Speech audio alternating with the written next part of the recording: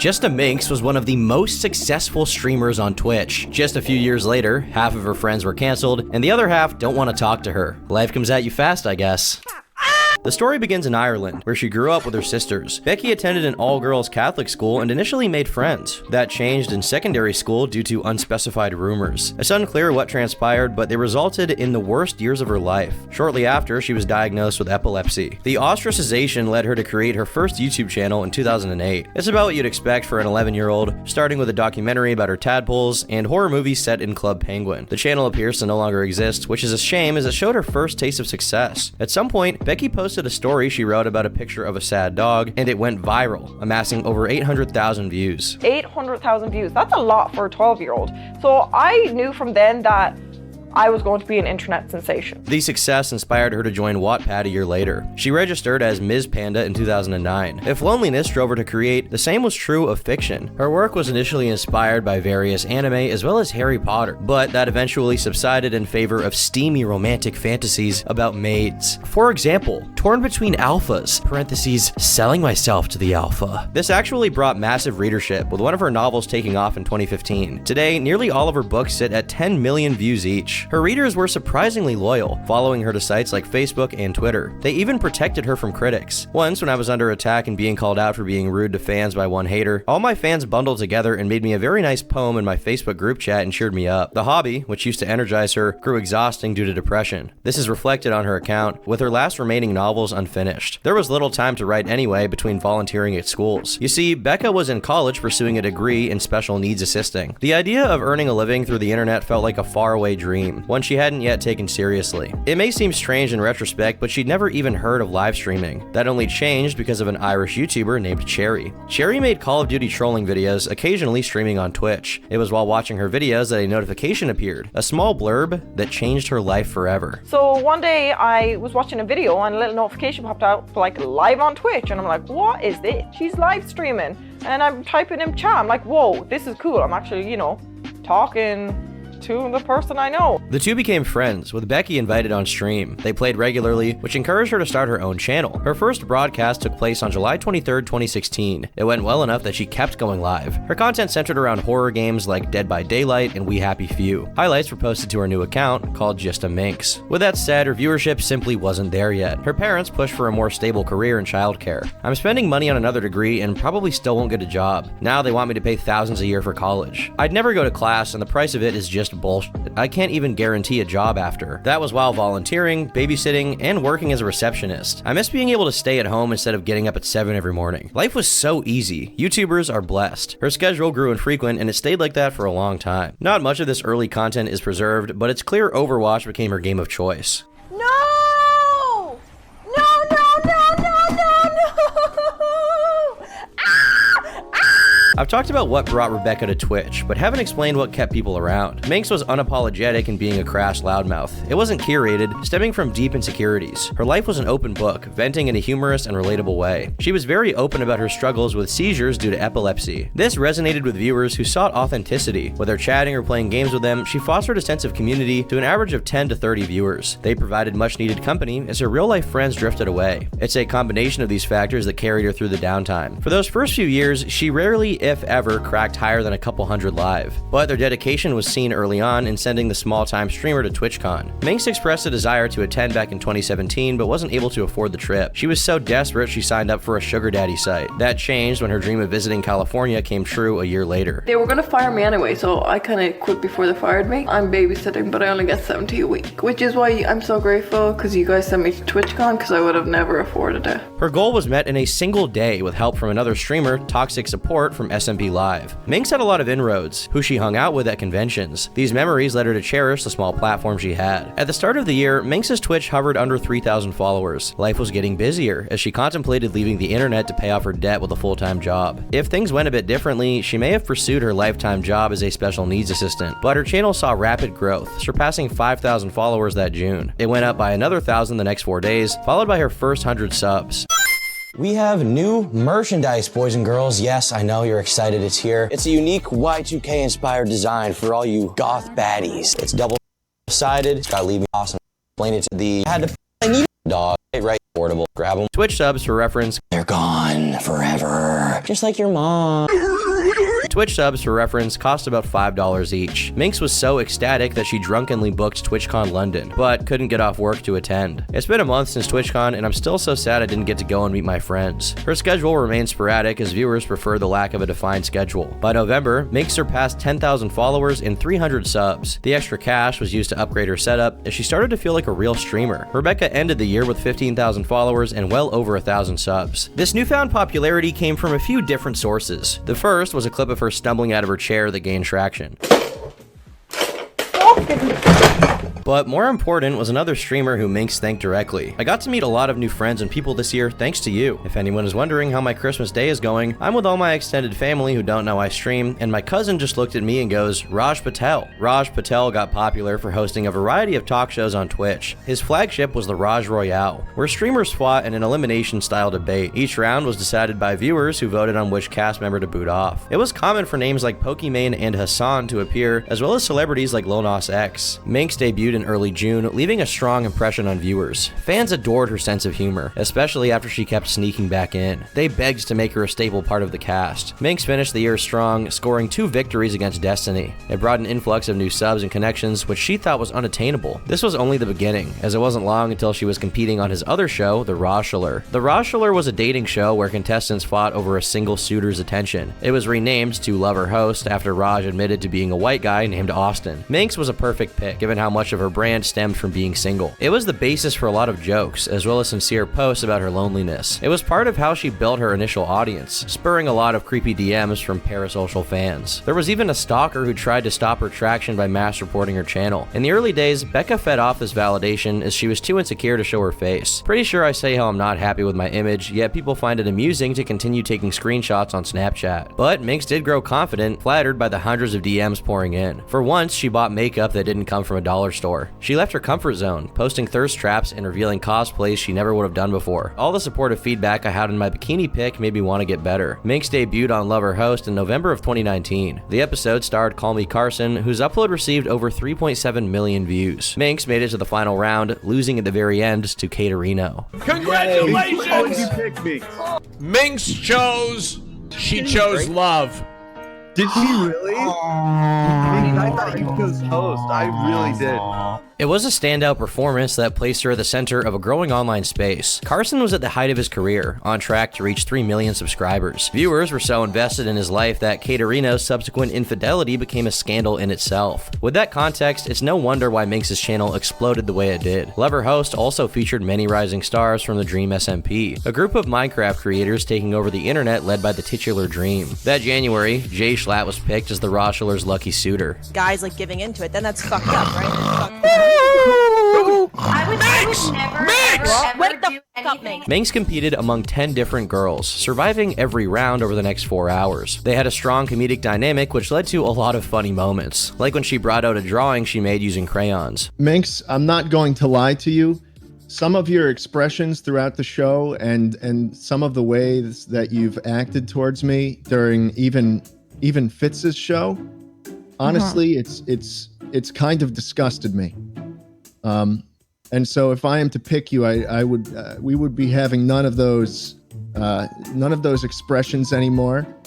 So are you saying my drawing is bad? I'm not saying the draw. This has nothing to do with the drawing. It's just I think some of your mannerisms, they might be just a little bit vulgar, So you're saying my drawing is good? I mean, Minx, even the thing where your drawing bends over and starts what I can only assume is sucking my dick.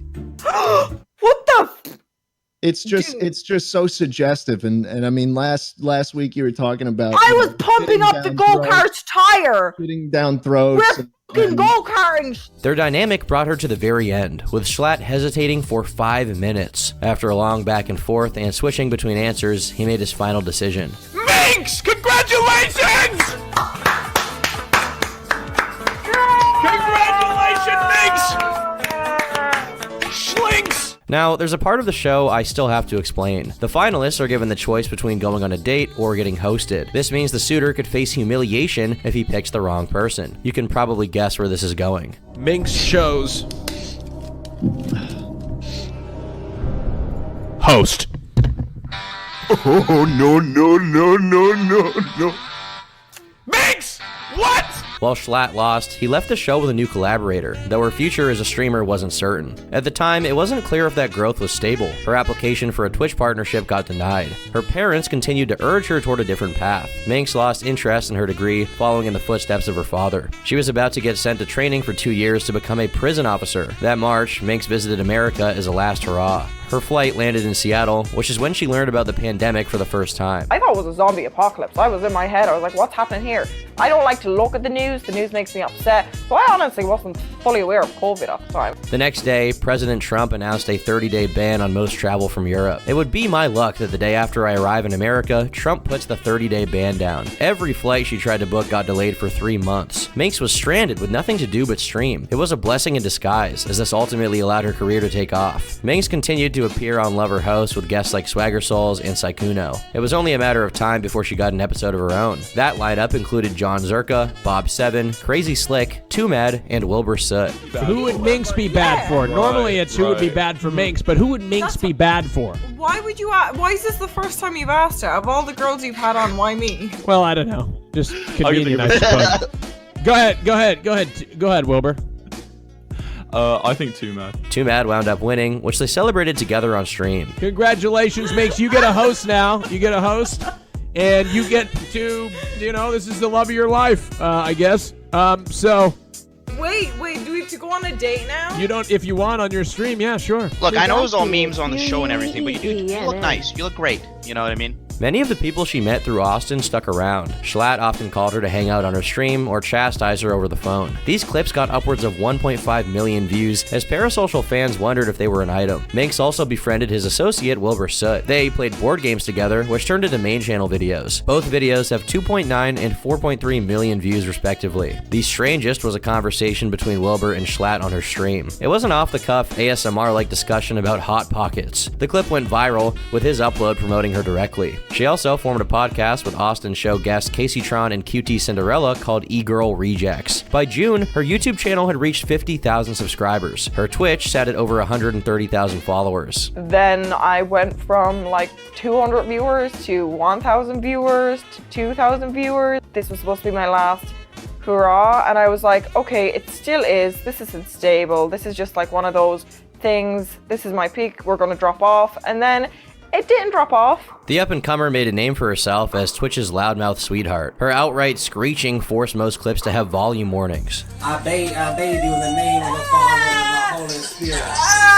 Please cast this demon out. Oh my God! Please cast the demon out of this child. They caught lapses in judgment. Like one of her most famous, Minx stabs her White Claw with a butterfly knife. It spread across subreddits like Instant Regret before ending up in popular fail compilations. Her alcoholism is probably unsurprising given she's from Ireland. There was always a level of concern given her frequent drunk posting. For now though, it was mostly comical as she fumbled around like a slapstick character.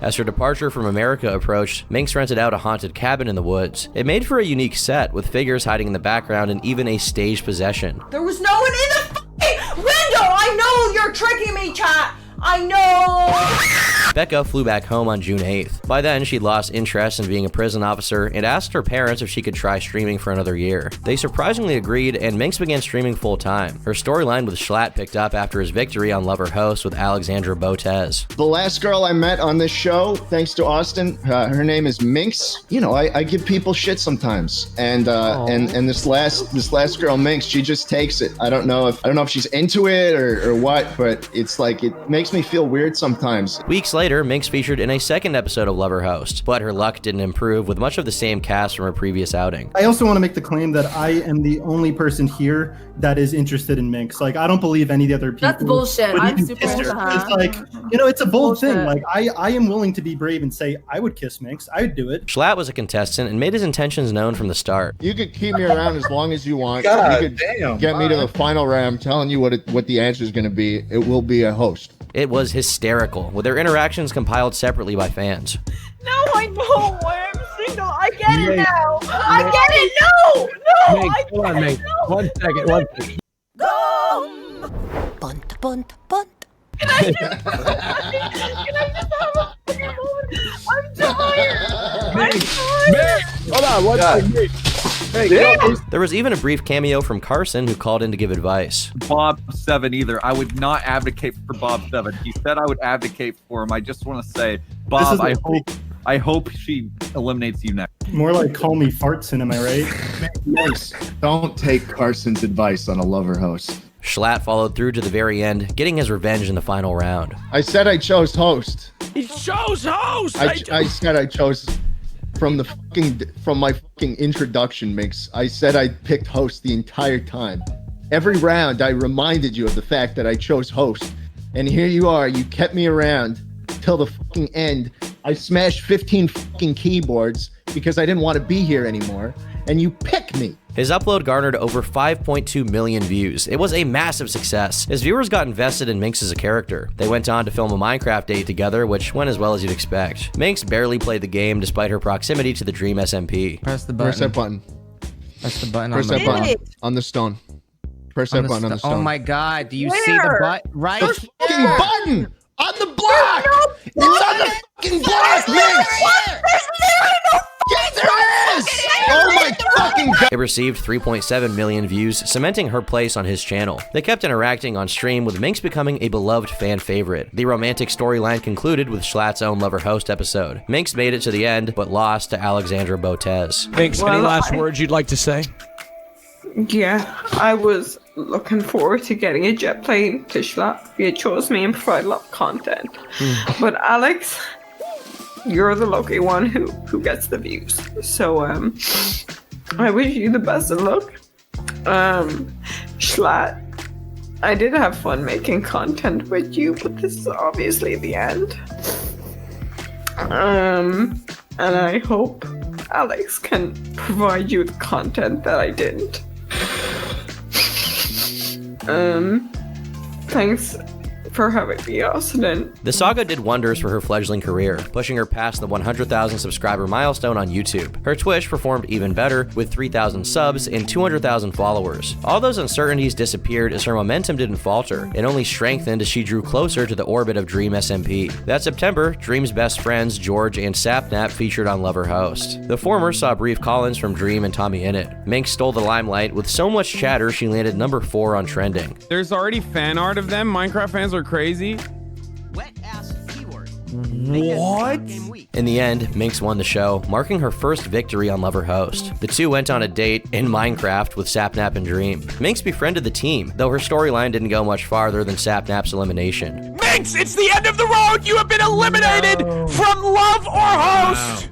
Unprecedented! Oh I have never goodness. seen anything like it before. Sapnap, what led to your decision? You wrote a card for him. This is so sad.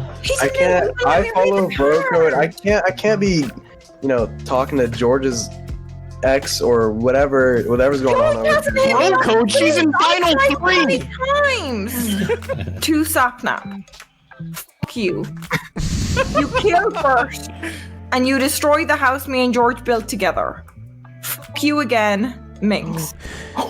And then I have a gravestone for Bert. Minx went on to compete for Carl Jacobs, Skeppy, and even won a date with Quackity. These videos ranged upwards of 10 million views. Her YouTube cracked 300K by the end of the year, but it was nothing compared to her exponential rise on Twitch. Minx began November with 500,000 followers and passed 1 million 3 months later. With stable viewership, she focused on her own stream and telling a lot of stunts and physical comedy. They grew increasingly dangerous, with one landing her in the hospital. Minx tried standing on a chair, only to collapse. Her parents took over, which is when she fell down a flight of stairs and broke her foot. I think the last time I was here. What's that? Yeah? Thank you. What? Minx received a warning for self-harm, which she'd gotten striked for in the past. While drunk, she once again fell and cut her foot on stream. This made it all the more surprising when she got hit for an entirely unrelated reason. Minx received her first ban on the 17th of December for hateful slurs or symbols. The exact violation was never made clear. Initially, she speculated it was for saying incel, virgin, or simp, but later it was accepted she got flagged for saying the word cracker. The sudden ban and lack of communication took her aback. I'm really on the fence of going back to Twitch. I think for now I'll just return and try to be way more family friendly. Gonna have to have have a revamp on my whole brand. The community rallied behind her in the face of transparent injustice. She got unbanned a week later, just in time to celebrate Christmas. I understand what they want from me now. For 7 months in here. F you. I understand what they want from me now, Lemmy. The new year got off to a pretty bad start, with Minx facing backlash for her involvement with a major controversy. It scrutinized the private dynamics of the Austin show and its contestants. The story unraveled due to a feud between Destiny and Austin's producer, Bob Seven. At the time, Destiny was in an open relationship with his then wife, Melina. It wasn't always sunshine and rainbows, which she vented about to friends. That included Bob, who took it upon himself to save her. He instigated behind the scenes, divulging her stories to mutual friends. It's the same thing, reason. Do you remember that stream where it was me, you, Pikachu, and Eris on stream, and I was just going off like saying like, oh yeah, Destiny, I'm trying to infiltrate all your relationships. Like that's not like, that's me saying this because I think that this is so absurd. Destiny caught wind of this and began investigating. He uncovered a pattern where Bob pitted women against each other. They started talking and realized the extent of his manipulation. It was through this that several concerning themes emerged. He shared people's nudes against their wishes, and he made unwanted advances that allegedly constituted sexual harassment. Austin learned of this and decided to let him go. Destiny spoke about the situation publicly the next day. It's worth noting this explanation came without receipts, which left room for doubt. Bob responded with a document accusing Destiny of lying. Minx was one of the few to take his side. Lamau, y'all really believe a drama frog? The tweet got deleted after fans assumed she was talking about Carson, who was facing his own controversy at the time. Destiny replied to her on stream. Okay, I tend to stay in my lane because I just don't care about most of these people. I just don't have much of an interest in like PG-13 internet content or whatever. If Minx wants to like call me a drama frog and like call my credibility into question, like I will destroy Bob's personal life so hard that he will have literally nothing left. She should probably learn to shut the fuck up and go back to like appealing to the fucking teenagers on the new Austin shows. Minx fired back by calling him out for saying slurs. Big words from a white man who says the N-word. The back and forth culminated in the Bob 7 manifesto, which ultimately destroyed Bob's career. It substantiated Destiny's side with an abundance of screenshots and recordings. He ridiculed Bob's friends, calling Minx lost and confused. I have gone back and I have timestamped, checked the group and everything. Casey Tron and Minx were never in the original girl call ever. I have no fucking idea why the they think it is appropriate for either of those clout-chasing dipshits to involve themselves so publicly in this. Minx retaliated by encouraging her chat to flag Destiny for harassment. The feud continued for months, with Minx even leaking DMs from Melina to instigate. God, she's so fucking annoying. Just stop talking about me. Stay in your lane. Go back to fucking, you know, flirting with Minecraft like 18-year-olds or whatever the fuck you have to do to get your fame. You're doing fine. This controversy had little impact in the long run. Her audience barely knew Destiny existed. However, it's an important event to note, as it was not the only time she threw herself in the line of fire for someone who ended up getting canceled. But we'll get to that in a moment. Around this time, Minx got sponsored by Fansly, a competitor to OnlyFans. How much did I make in the first 24 hours of Fansly? It was 23K. I was sitting there absolutely flabbergasted. More than I make off my YouTube in a year. That is literally like 3 months Twitch. Her explosive popularity brought a wealth of high-profile connections from XQC to Jacksepticeye. Makes you have a face like you like a badger's hole. Fake Irish. Were you pulled backwards through a fucking hedge bush, were you? You literally took it to a badger's hole, a badger's hole. Not even my mother would say that to my father, and then you have the audacity to say that to me. And Minx also grew close with the newly formed One True King. OTK was a streaming org founded by Asmongold, Rich Campbell, Tips Out, Esfond, and Ms. Giff. They intended to build a network of friends using lifestyle content. They set up shop in Austin, Texas, as streamers moved south to not get left behind. That included Schlatt, who was hired to handle their YouTube channel. OTK quickly expanded their cast and declared themselves the largest in the world. Schlatt, who do I remind you of? I look like Minx. What the fuck's going on? These fucking chocolates are all dog shit. That's good, but just be louder and sound more like a dying vulture. Minx competed on their show Schooled and took part in many of their events. All right, is Minx gonna win the turkey and get stuffed tonight? Let's find out. 11:30 is currently the bid. Let's find if it goes up to $2,000. Do we hear anything over 11:30 right now? Gobble gobble on Asmon's. Right now, 11:30. Right now, do we hear 11:50? This is pretty much it. But there was only so much she could do living all the way in Ireland. It was around this time she got graced with a new opportunity. Team Envy began as a professional Call of Duty clan back in 2007. They gradually fielded rosters in other games including League, Fortnite, and Overwatch. With this new wave of streamers, Envy broadened to personality-driven content. The effort launched in late 2020 with Alexandra and Andrea Botez as their inaugural talent. Minx was brought on that May, which she explained would allow her to move to Texas next year. One of her first videos with Envy had her rank members of the Dream SMP. Because I feel like it's going Oh, God, are you? Turn off the camera. Turn off the camera! Like, even when he's not here!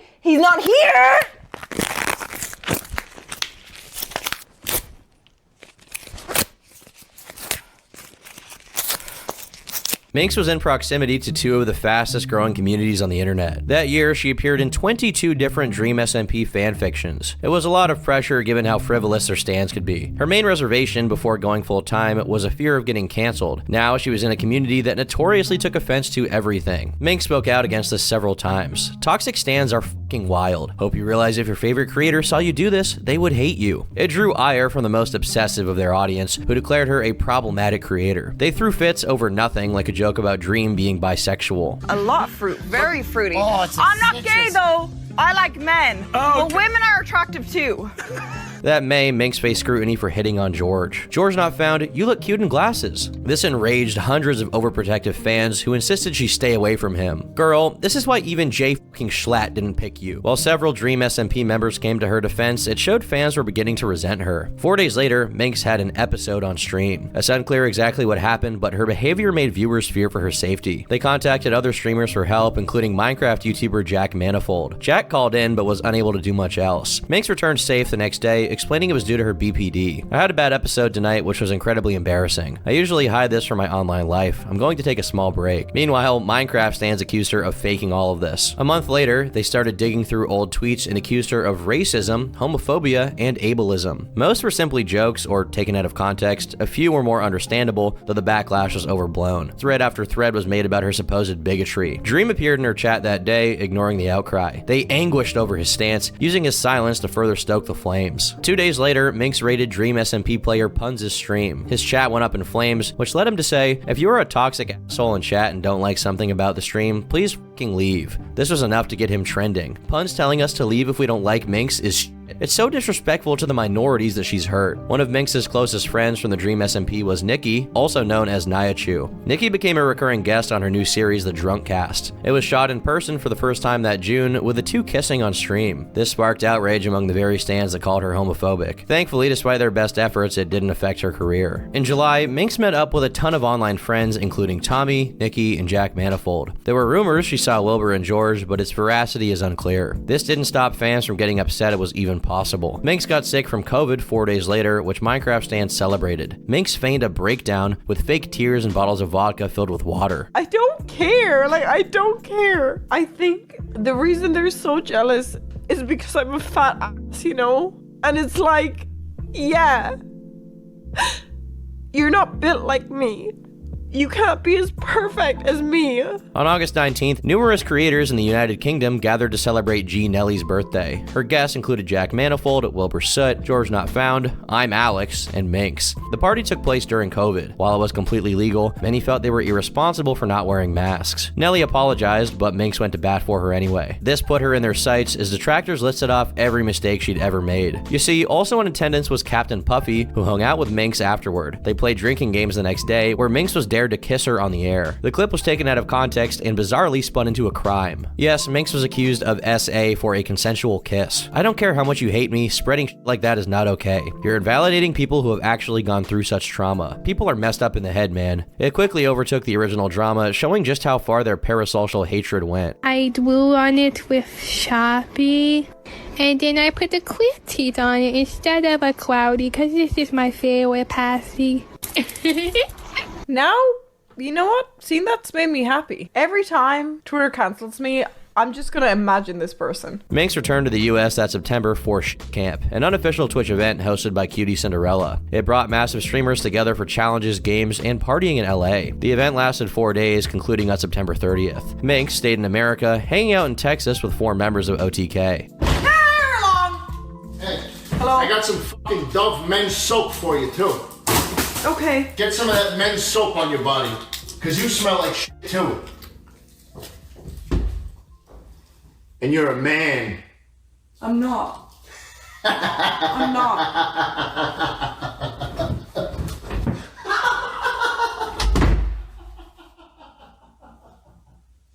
On November 21st, Minx joined OTK for their Friendsgiving event. During one of the games, Minx was offered alcohol by a different Melina. This made Esfand freak out as Minx couldn't drink due to her medication. Aslan, I think you have beautiful.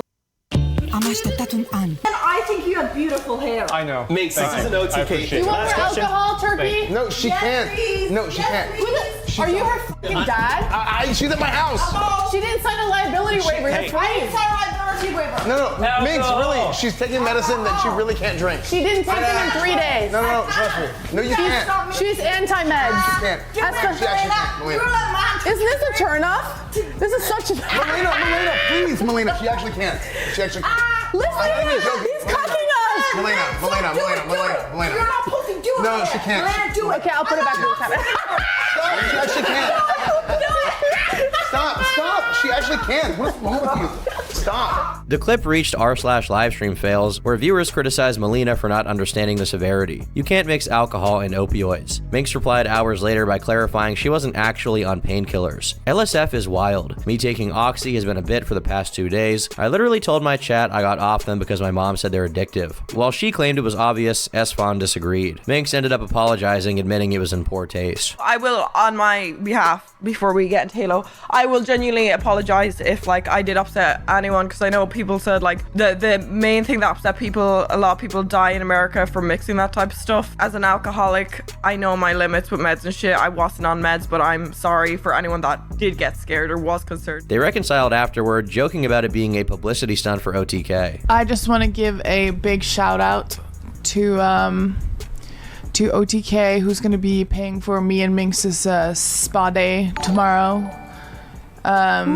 Because we pulled off this PR thing very, very well. OTK expanded her reach exponentially, hitting 1.8 million followers on Twitch. Her YouTube reached 700,000 subscribers. Their final collab of the year was a video of Minx ranking her matches from Lover Host. Schlatt returned to streaming soon after, inviting her to his Extreme Jenga stream. The video received 5.3 million views, with a standout of Minx eating cat food. On January 19th, 2022, Team Envy launched their content house. It wasn't in Texas, but the Hollywood Hills, boasting 4 floors and a life-size backyard chessboard. Minx was moving in with Code Miko and the Botez sisters. Envy celebrated with a surprise housewarming party the girls weren't made aware of beforehand. 7 a.m.?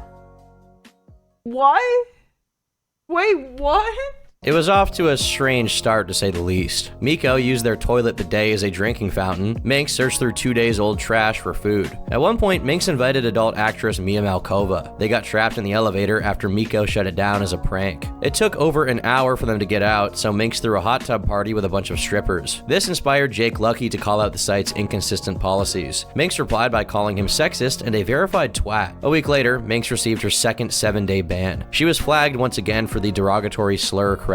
It proved even more frustrating as Twitch prohibits banned individuals from appearing on stream. If she wasn't careful, she could get her housemates in trouble. To make matters worse, Minx was informed her next would be permanent. She vowed to change her style of comedy. So I need to change myself, first of all. I'm going to be trying to... Here I am on the line right now. I'm going to try to walk before the line. What that means for me as a content creator kind of freaks me out, because I feel like my whole thing is, what the hell? Shock value. The streamer returned on February 14th with a sketch mocking Twitch and faking her arrest. It was just in time because any longer would have jeopardized her gig. Austin signed with G4 to host their online game show, Know Your Price. He was to present the show with co-hosts Will Neff and JustaMinx. Minx's ban barred her from the first episode. She went on to appear in 10 of the 12 episodes in season 1. She performed a variety of physical stunts, like drinking lube, acting out fights, and falling over, of course. but it almost came to a halt halfway through. Her entire trajectory was threatened on March 24th due to problems with her visa. For a bunch of annoying and different reasons, I'll be leaving back to Ireland next week. The next day, iDubbbz announced Creator Clash, an influencer boxing event for charity. Among the lineup was Minx, who was set to face off against TikToker Yodeling Haley. If nothing changed, she'd be forced to drop out, losing Creator Clash, Name Your Price, and Envy. It was ultimately resolved on April 3rd, with Minx finding a compromise that allowed her to stay, but prevented her from seeing family for months. In the meantime, she began training on stream. Creator Clash took place on May 14th at the Youngling Center in Florida. Minx and Haley were the 5th bout of the night. Minx sported a menacing sharp-teeth mouthguard. She grinned through the entire fight, even while getting punched. They started pretty evenly, but Minx took over in round 2, flaunting the strength of her right hook. She sealed her victory in the 4th round with a TKO. It's over! It's over! Wow! JustaMinx! Wow! With the victory! Wow! This crowd is going, wow! She put that Irish fighting spirit to work and absolutely came forward with backhands, forehands. The comments are full of people discussing how monstrous she appears in the ring. It was a well-earned victory, with her parents reacting accordingly. Yes! Yes! Yes! It was business as usual after this, with Minx jokingly challenging Amber Heard to a match. The first season of Name Your Price ended that June, with the second beginning a month later. Minx appeared in all but the last episode, with the finale uploaded October 13th. Comcast pulled the plug on G4 3 days later, ending the show for good. It wasn't much better at home either. On June 6th, a group of TikTokers showed up to the Envy house. They'd lived there in the past and felt entitled to enter their party. Minx argued with them at the door, and when they blocked her from closing it, she spit at them. This led one of the strangers to pick up a rock and throw it at her. They were aiming at us. He just had fucking bad aim and missed. So that's why we sound like little bitches in this clip. That's why our voices are shaky and we're freaking out. Bobby, do you know? What the f? Bro, I used to live it, bro. It's not like I was. Yeah, but he threw a rock. It's just. We were talking. It's just a house. We don't know you. No, it was. You just came to our house. We're doing shit. No, wait. Let me talk. You just came to our fucking house expecting to let him off. Why are you throwing rocks? Just off.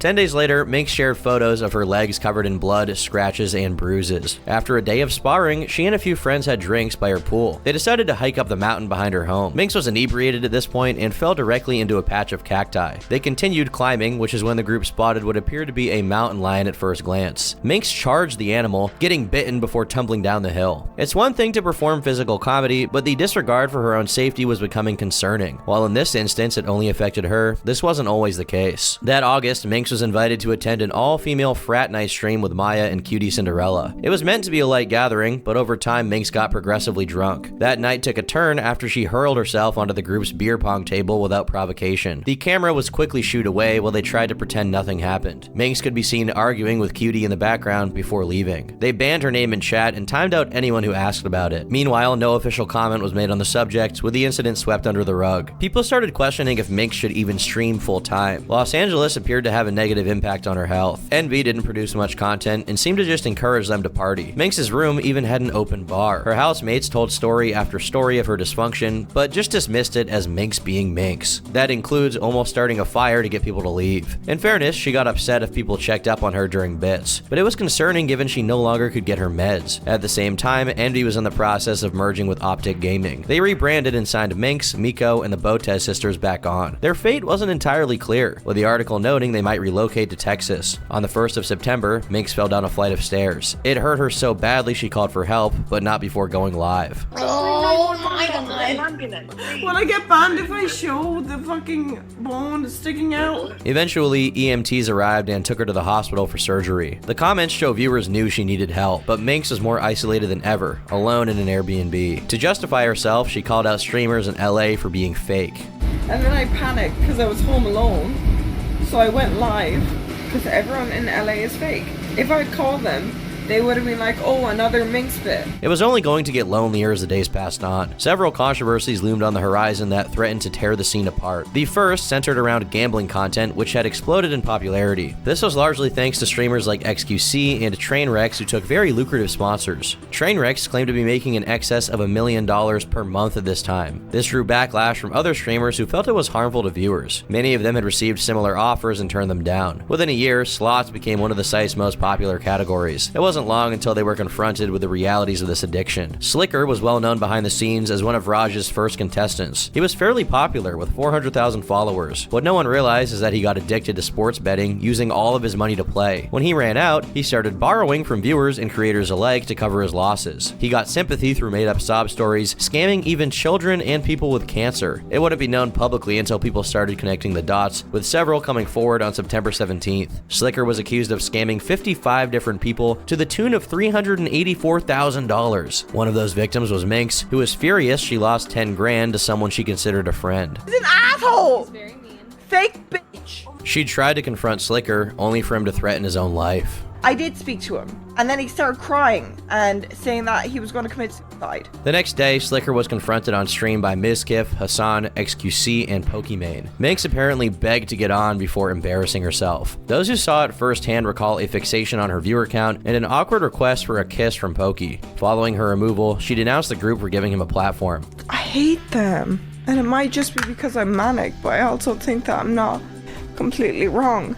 That Miz, Hassan, and now Pokey are fake bitches. It's worth clarifying Minx doesn't just have BPD, but bipolar disorder as well. The situation triggered some sort of manic episode. It was so apparent the entire comment section told her to seek help. This unfortunately didn't happen. Slicker was used to indict gambling as a whole, as streamers threatened to boycott if it wasn't banned. Train noticed this and claimed they were twisting the story to attack him. Miz replied by calling him a scammer, which led Train to fire back by alleging Miz and Maya blackmailed victims of SA to protect their friends. The conversation shifted immediately as people investigated the supposed cover-up. While there were allegedly multiple cases, we're so far only aware of one, Crazy Slick. No, this isn't Slicker from before, this is a different guy. It's a little confusing. Crazy Slick had actually been called out a year prior by Adriana Lee. Her story then resurfaced, describing his behavior towards her at a party. Adriana was supposedly blackout drunk and relied on other witnesses. Allegedly, Slick followed her around and tried to kiss her before succeeding. When she passed out, he wouldn't leave her alone, touching her neck and chest several times. The accusations were swept under the rug, as Mizkif seemed to downplay the severity.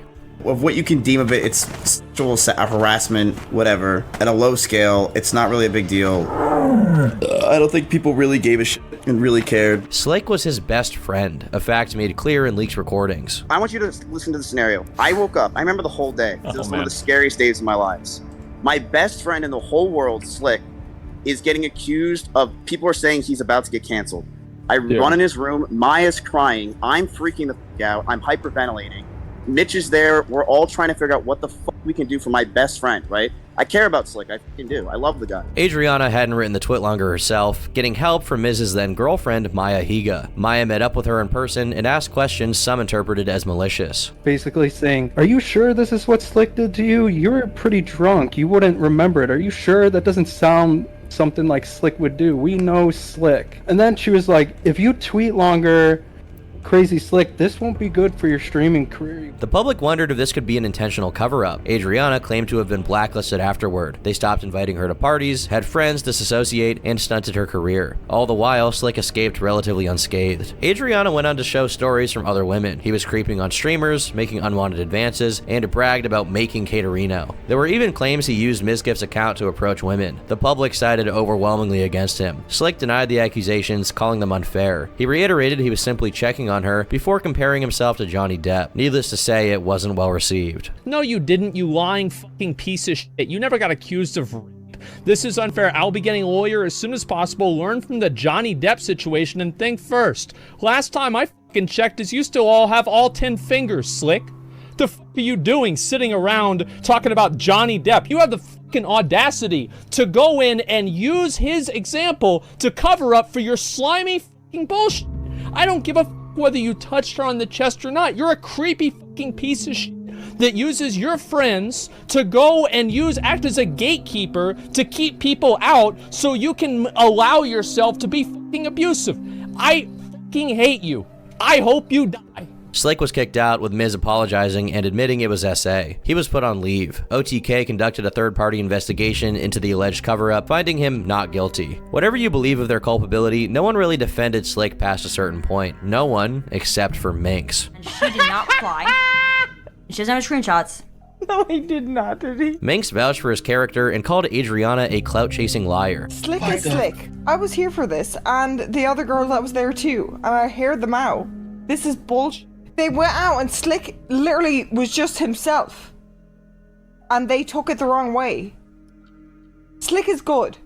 Slick is weird. Yeah, he is weird. But he does it online.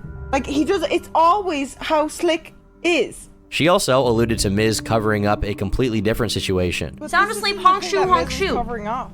This wasn't the...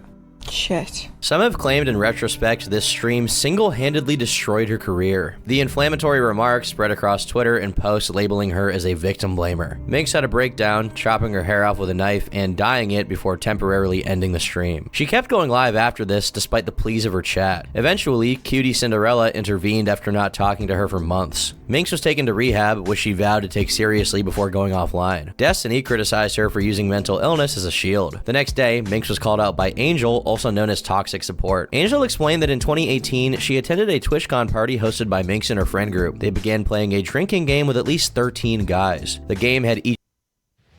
Cumpărați acțiuni fracționare.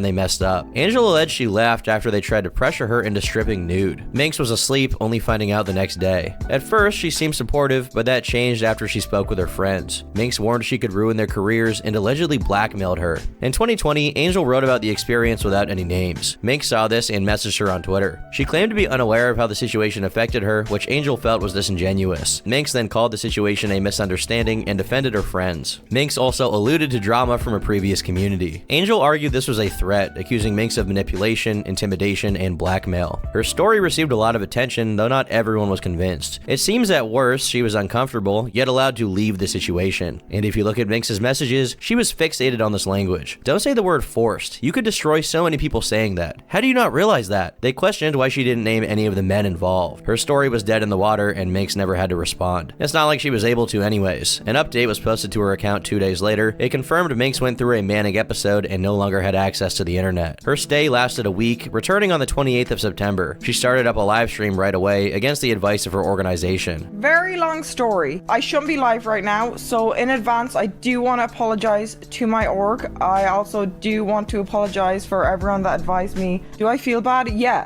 I have been advised to do a YouTube apology video talking about it. Minx apologized for her actions, stating she now believed the allegations against Slick. When asked why she didn't reach out in private, she admitted to feeling ashamed as Adriana had been a good friend in the past. Even though it was a manic episode, I still said that. And manic episodes still have a part of the real you. Like, real you comes out. So I can't excuse it. Oh no, I was just suicidal and manic. It doesn't work like that. The VOD was deleted shortly after it ended. A few days later, she went live again, this time with a different backdrop. Viewers learned she wasn't in rehab, but a psych ward, and had to foot an unexpected $10,000 bill. Our psych ward's free. Oh, here's the worst part of it. So I didn't want to go, but I was told if I didn't go to the psych ward, people won't talk to me after. And it was already paid for.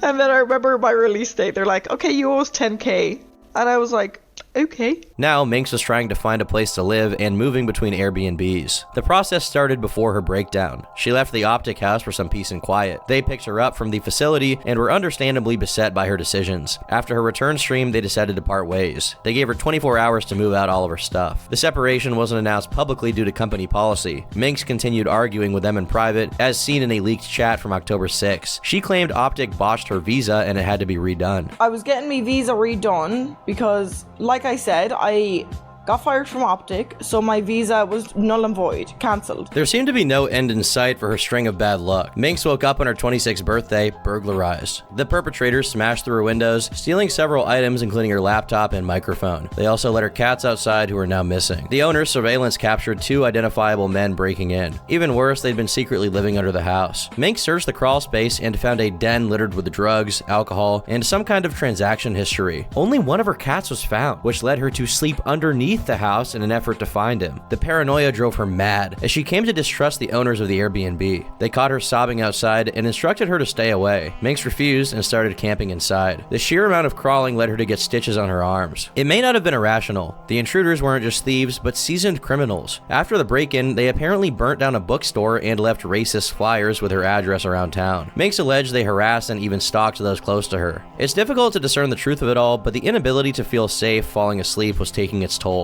On the 6th day, she fought with the owners and threatened to burn the house down. I started fighting them, and I was mean during it. I just said that I would burn down in this house, and I would burn this house down until my cat is taken back to me. Luckily, her cat was found alive and safe 3 minutes later. Minx finally moved out before her account was banned on Airbnb. The specifics are unclear, but it prevented her from booking anything in a 300-kilometer radius. During this time, many assumed she still lived at the Envy House. Minx confessed she'd been kicked out before leaking DMs to try and get them in trouble. It didn't work, as there was clearly more to the story. Minx was also let go from her talent agency, Evolved, who had no connection to Optic. With such a stressful few months, she relied on alcohol as her sole coping mechanism. During a broadcast on February 26, she got so intoxicated she could barely form sentences. This led staff to reach out and inform her of an impending week-long suspension. Her behavior was so self-destructive, they considered it self-harm. Minx's channel was banned for a third time on March 2nd. It came right after a series of questionable financial decisions. Minx paid a year's lease up front for a house in LA. Then she donated thousands of dollars in subs to Kai Cenat. These decisions, unsurprisingly, were while extremely plastered. Minx is unhinged. Stop. That person is just crazy. You need to block her. After the ban, she returned to Twitch and ate dirt on stream. While the streamer was at her lowest, many friends were willing to give her a second chance. That included Cutie Cinderella, real name Blair. Blair's career was on the upswing after founding and hosting the Streamer Awards in 2022. They reconnected due to less than ideal circumstances. Atrioc, a mutual friend, was caught watching pornographic deepfakes of other streamers. There was a group chat for all the women that were like a part of that. Then we had a group chat, and then there was a lawyer that was helping us with all that to take it down. And then out of nowhere, Cute was like, actually, Atrioc has recommended a lawyer himself, so we'll be going with that. And I deadass thought she was hacked. And then we called, and I was just like, shit, that was my bad. I literally thought you were hacked. We made up, and that's how I was invited to Streamer Awards, which... Blair invited her to the after party on the condition she stayed sober. Minx promised she wouldn't drink, but made plans for the 11th of March. The Streamer Awards went off without a hitch, but within minutes of arriving at the after party, Blair learned that Minx was getting kicked out. Not only was she wasted, but she was trying to throw gas heaters into the pool. I get to the party, she's wasted. She is getting escorted out by security because she's trying to throw heaters into the pool. The big propane. The big gas heaters, like the ones that are like 7 feet, 8 feet She's tall. trying to put those in the pool. I heard she was trying to throw Saikuno in the pool. Yeah, and people she was trying to run in the pool. Minx refused to leave, even as security escorted her outside. Apparently, she went limp to make it harder to kick her out. While dropping down, she hit her head and became unable to cooperate. Some other stuff happens. All of a sudden, she's just laying on the ground, limp, and no longer cooperating and getting... They're telling me the party needs to be shut down because since she's in the front yard, neighbors are starting to come out because it's causing a scene. Her friend got concerned and called 911, bringing police, ambulances, and a fire truck to the residential neighborhood. I went out there when there were ambulances out there, and a fire truck. A fire truck pulls down the street. There's old people who live in these homes in the hills that are standing outside at 1 a.m. like observing, trying to figure out what's going on, calling in noise complaints because there's a big party. It made us look so like teenage. They were forced to abruptly shut down the party, losing her $50,000. Minx was excommunicated, and the story went public the next day. I can't tell you how many tears I have cried over losing someone who was my best friend to this, genuinely. Over the past year, you can't look at her in the face. There's not the same person there. She's been lost and gone. I have tried everything. I mean everything. I got together a group for an intervention, and then got the rehab, got family involved. I've tried fucking everything. She doesn't want the help. I've tried handling it privately. It hasn't done anything. So I am just hoping that maybe all of this will finally make her realize that she needs to get help and she can't keep using excuses. Minx downplayed the situation by claiming it was a simple mistake. Blair angrily refuted, "I almost had you thrown out of the show because you were yelling and making everyone uncomfortable. I hope this is your rock bottom. Get help." Minx claimed her going limp was not an act of defiance, but an actual seizure. "I had a seizure when I was pushed over. I slept all day yesterday when I got home from the hospital. It's obviously not an excuse for ruining the party, but I'm not lying about my epilepsy. That was 100% the worst seizure I've had since I was 15. Blair pushed back again. "Minx, you did not have a seizure. I was there the entire time. Also, no one pushed you. You're just lying. This picture is from when you were getting liquids at the ER. It's not clear what the truth is, with some accounts stating Minx went unresponsive." She was just complete unresponsive. You know when you're drunk, right? Well, that's like almost about to go into a coma. Just completely unresponsive. I mean, you know, she's breathing, but she's just not there, man.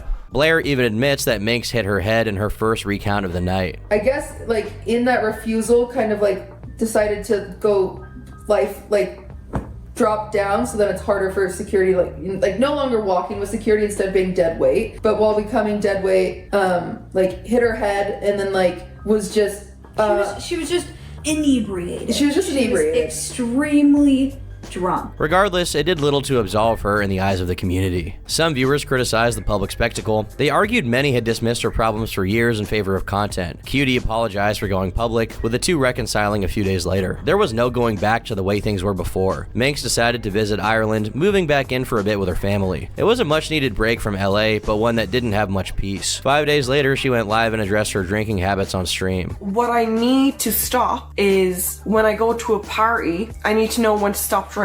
When I start drinking, I know that's borderline alcoholic. The fact she was claimed to be a borderline alcoholic showed she hadn't really learned her lesson. This clip made it to LSF, where people felt like she wasn't taking it seriously. But none of them could have realized just how insane this stream was going to become. It started off wholesome, with Minx's parents stopping in to say hi. They stick around for the next hour, hanging out with chat and answering questions. At around the 2-hour mark, Rebecca's older sister Lauren comes in. There was clear tension, with Minx deciding to call her out and instigate on stream. Remember the AUD? Alright, Lauren, let me question you. Why did you lie and out me like that when I was your sister? Rebecca was upset over an incident from a few months prior. Lauren followed her online presence and sometimes tweeted about her eCeleb sister. At some point, she added JustaMinx's sister to her bio. This caught the attention of a viewer who started messaging her questions. Lauren responded and began leaking private info. You put on Twitter that you're my sister, but you told him personal, secret things. Yeah, but do you think I was doing that to hurt you? I think it's weird that you told a random viewer my private life. Lauren claimed it was a simple mistake and she was just naive. It's a lot of trust for like a family to leak to a fucking I need viewer. you to understand that it only came from naivety. Like, this guy was messaging me days and days and days, essays, and I wasn't even always replying. But I saw the screenshots and you said, yes, you sent him essays. Becky felt it was malicious and Lauren had done so out of spite. Lauren tries to take it offline, but she refuses to end stream. The argument escalates after Becky shouts out LSF and does the nay-nay. Like, you're looking at me and telling me that you're hurt and crying, but you're doing the nay-nay. Just do it. It's a defense mechanism, you dumb bitch. I know. Lauren defends herself by stating she never lied, even alluding to one of the claims. Their parents tried to separate them as the stream quickly devolved. Her parents return after Lauren walks away. They push for her to end the stream, but she refuses, insisting they play Never Have I Ever. Lauren eventually returns to talk to their mother off stream. Becky uses this to insult her with an earshot, which Lauren overhears and storms in to confront her. The camera falls to the floor, so we can only hear what happens next. The fight briefly turns physical, with Minx accusing her sister of being a PDF file. You f***ing send information to a viewer saying that you and Mom are enabling her in the chat. Enabling her? You're f***ing coming into my room after lying to a f***ing viewer. Did you? Because Her father breaks up the fight, calling Becky insane and telling her to shut up. Lauren eventually picks up the camera, apologizes, and ends the broadcast. The stream was clipped and circulated on Twitter. Minx implied their argument was typical of Irish households and Americans were soft. When asked if her accusation had merit, Minx admitted it was completely false. Archives of the VOD were later removed through copyright strikes. A month later, Minx appeared on stream with 2 black eyes, a broken nose, and a badly scraped knee. The screenshots were posted by Nicholas Diorio. I clicked on a JustaMinx stream and she has 200 viewers. She's on the phone calling her dad fat, her house is a mess, and it looks like she has 2 black eyes. What the fuck happened? Minx told him to leave her dying stream alone before explaining it was the result of boxing training. Okay, listen here, Twitter. I broke my fucking nose, right? You tell me to get back into boxing and stop the alcohol. I do that and I break my nose and then suddenly, Jesus. Minx was set to fight at Misfits 006, signing a multi-fight deal. Her first opponent was Fangs, with the event set to take place on April 21st. This didn't happen. If you'll recall, Minx returned to Ireland on March 16th. Her visa had to be redone, so she sent her passport to the embassy. They held onto it for over a month, preventing her from entering the country and forcing her to cancel the fight. Adding further confusion were cuts and bruises that appeared mysteriously in her sleep. So I went to boxing yesterday, but I didn't get hit in the face because we were just doing like, you know, kind of with the gloves and shit. Come home, and then next thing I know, I'm just waking up, and I was so dazed and confused, and I'm like, I started freaking out, and I go to the mirror, and I've a swollen lip with a bruise. I have a swollen eye. It's kind of filtered there, but it's swollen and bruised, and I had a nose that didn't stop bleeding for hours. Her channel was on the decline, losing 1,000 subs every month. This brought an influx of videos about her downward spiral from creators like Internet Anarchist, Paige Christie, and The Gamer from Mars. They amassed a total of 4.5 million views. Minx actually reacted to the latter on her channel, titled How I Lost My Mind. Why does he keep calling me Rebecca? You better shut the hell up right now, man. I'm gonna clock you. I'll show you a boxing match. While she acknowledged most of the criticism was valid, she offered insight to her various controversies. With regards to Adriana Lee, the two had recently made up and planned to hang out in person. I'm just glad to say that I've been to Adriana recently. We've talked. She is a very kind soul because she forgave me, and then we had like a 3-hour call of just chatting and bantering. I don't really have an excuse for this one here. You hear shit that you shouldn't always fucking believe shit, and it was literally stupidity and disgusting on my behalf. I think she's actually going to be staying with me soon, but that'll be fun. Her time in the psych ward hadn't helped at all, with Minx describing the terrible conditions. Viewers began to wonder if her hospital stay had done Minx any good. It did not do good. Seeing some lad screaming and smash his head against, it wasn't a glass window because they had it covered in plastic until he bled, kind of f***ed me up. And then have someone literally just be shitting on the ground, the serial shitter. It was not really nice. It was not a nice place. There was a lot of misinformation surrounding the Streamer Awards. Sykkuno went on record to state Intră în lumea gastronomică de pe Minx never tried to push him into the pool, but the worst have been claims she lied about a seizure. Minx reveals her mother was on the phone and saw it herself. However, there's no proof given for this claim. My mom was on the phone. She saw what was going on. She knows I was having a seizure, and she was screaming at people to please call an ambulance. But my mom literally will vouch, she was there on the phone begging people to call an ambulance for me. But I had a seizure after my head hit the ground. Security pushed me, which I don't blame them for that. They pushed me and I fell and it hit my head and I had a seizure. I just remember everyone staring at me with lights in my face. The rest of the year didn't see much improvement. Minx grew bored of Ireland, searching for vices to escape. It manifested in impulsive piercings and tattoos. That October, she got kicked off a Disney cruise ship for twerking as Mother Gothel. 2 days later, she got into a fight at Walmart over their discount prices. Minx's latest video was uploaded on November 4th, 2023. It didn't garner many views, with her channel falling below the latest milestone. With her life starting to slow down, people stopped paying as close attention. This made the next development all the more shocking. Tumed had changed a lot since their lover host together. The beloved creator took a dark turn publicly after being accused of SA. He denied the accusations while harassing the victim and arguably incriminating himself. It escalated to the point of several police reports and 2 civil cases being filed against him. The investigation was funded by his ex-friend turned enemy, Jameski. I actually just made a video about this, so the story is over there if you want more. It's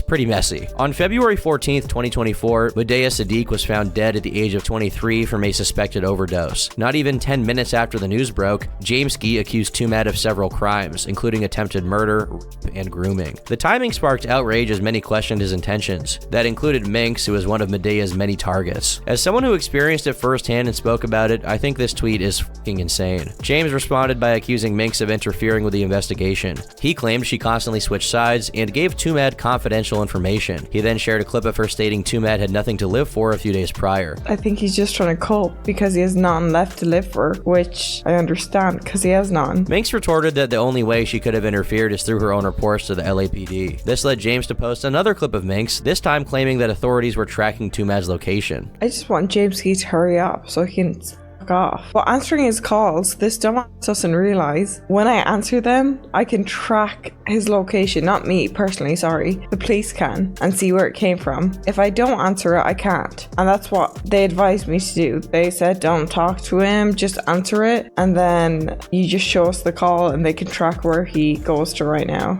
Oh, look, he's calling again.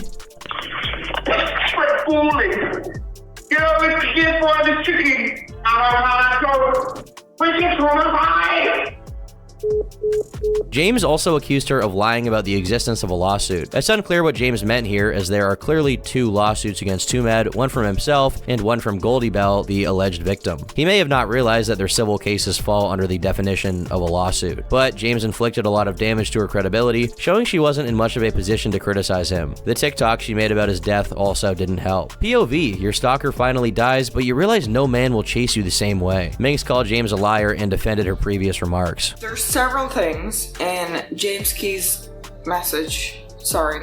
tweet was absolutely fucking false with no evidence. He said how I ruined the investigation, and I literally looked back through everything today and the other day. I looked back through it, and the only thing I could find was obviously the clip of him posting about me saying, God forbid, you know, wish he was dead, which at the time, not the right words, but also at the same time, I did. After this, she posted a written statement elaborating on her perspective. Medea had been calling her for days non-stop across several burner numbers. He harassed her when she went live and allegedly showed up to her house. Minx concluded by pointing out she wasn't a third party and it was unfair to dismiss her experience. While her involvement in the aftermath largely ended there, it was not the end of her ties to controversy. It had been years since her name was a common sight among Dream stans, and a lot had changed. Dream was no longer anonymous, and the phenomenon surrounding him had faded. That was in part due to several now discredited allegations against him. The once collaborative friend group had fractured, with alliances drawn between the different factions. This is the context that preceded the accusations against Wilbur Soot that February. Wilbur Soot has bitten me harder than that. Yeah. He just bites everyone. He'd bite you. Never bit me when I met him. Wilbur was accused by Shelby, a streamer, and his ex-girlfriend of emotional and physical abuse. He allegedly ignored her safe word while biting her, covering her in bruises. Wilbur responded by claiming it was consensual and that he had the messages to prove it, but he refused to release them so as not to invalidate her feelings. Wilbur also admitted to being slobbish, disrespectful, and selfish in the final months of the relationship. The response was overwhelmingly negative. Several creators rushed to her defense, including Dream, who called him dishonest. He faced further accusations a week later from an ex named Alice. Alice accused Wilbur of taking off her clothes without consent, which was her last memory before passing out blackout drunk. Now, just so we're clear, there's a noticeable lack of evidence from everyone involved. That's not to say it doesn't exist, but it hasn't been shown to the public. But as it turns out, it wasn't even necessary because Wilbur's fanbase turned immediately. Minx agreed with them, but grew frustrated by the sudden outpour of support. She claimed his victims went ignored behind the scenes for years. Shelby deserves all the support right now. Whether there are people responding to the tweet that completely ignored myself and other victims crying due to his clout, I don't know if it was a work thing or intimidation, but I brought things up privately and they sided with him. I personally don't think half of them give two fucks. They're just sheep following sheep. It was later deleted after people criticized her for vague tweeting. Minx explained her own experience later on stream. The two had a falling out shortly before she moved to America. They were partying at his house when Wilbur allegedly reduced a woman to tears. Minx heard his shouting and stood up for her by screaming back. She was like trying to split us apart while crying. She was like, at one point she like kind of went to the floor sobbing and stuff, and he was basically just saying like, you can't speak to me like this in my house, you can't speak to me. Apparently, Wilbur was so intoxicated he went to the bathroom to throw up. Minx went to hold his hair up, which she claimed was her attempt to drown him. I went to kind of hold his hair back, even though I was still pissed off at him, and motherfucker just went, you tried to drown me! You tried to drown me in the toilet! And I was like, what the f*** do you mean I just tried to drown you in the fucking toilet? And like, I was like, I started fucking screaming again, because I went to like fucking help. And you were like, you shoved my head in the toilet. You shoved my head in the toilet. You attempted to drown me, JustaMinx. It's absolutely disgusting. When I was throwing up in the freaking toilet. I can't do this accent. The commotion brought everyone downstairs. Wilbur insisted she tried to drown him, while the only witness was too distraught to say anything. The guests sided against her, and Minx was kicked out, losing a lot of friends. This story, while unsubstantiated, led many who otherwise hated Minx to overlook their biases. They felt it recontextualized her past behavior, as Minx was lashing out against a smear campaign. It was important, as his fan base was a large factor in why she didn't speak out. At the time, like, you never know how it is with stans in the Minecraft community, especially when someone's so high on a pedestal. All I could do at the time was just let her rant to me.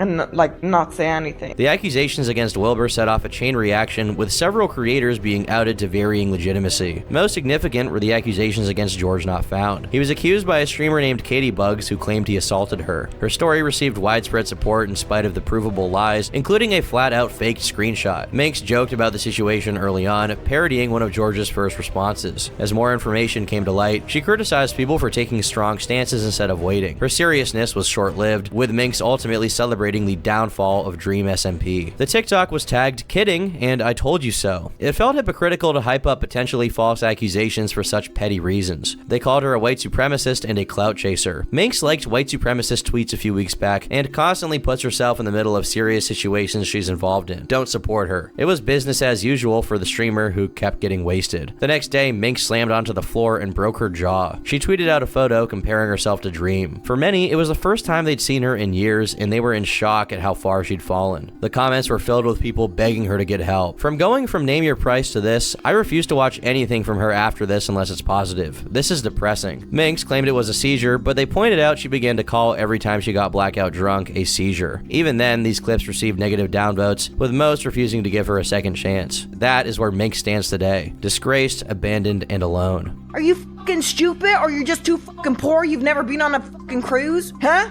Broke ass bitch. I bet your mother fucking hates you. With the community at large giving up on her, she's diminished herself to a self-destructive cycle in which no one can give her help. I think it's clear that Minx isn't necessarily a terrible person, at least not by nature. She clearly has a lot of natural talent for streaming. In the early days, she was funny, personable, and succeeded because of her flaws, not in spite of them. However, it's become clear that her drinking problem is not something she can get under control, and due to her life circumstances, the problem is only exacerbated. In the time when she probably needs help the most, she's managed to push away all of her career connections due to the unpredictable and outlandish behavior she always exhibits on stream. She's definitely fallen off, and whether she will fall back on or fade into Twitch obscurity remains to be seen. But hopefully she gets the happy ending, because I think those who hate her most at this point just hate the person she's become, not the streamer they initially fell in love with. I've been Turkey Tom, thanks for watching, and until next time, leave me alone.